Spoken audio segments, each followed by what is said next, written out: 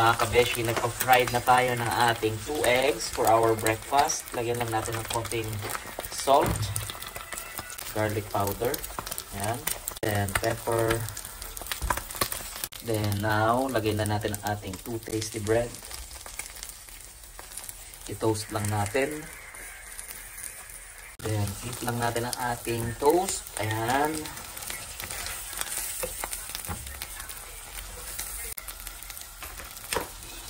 Lagyan natin siya ng ating cheddar cheese. Cheddar cheese.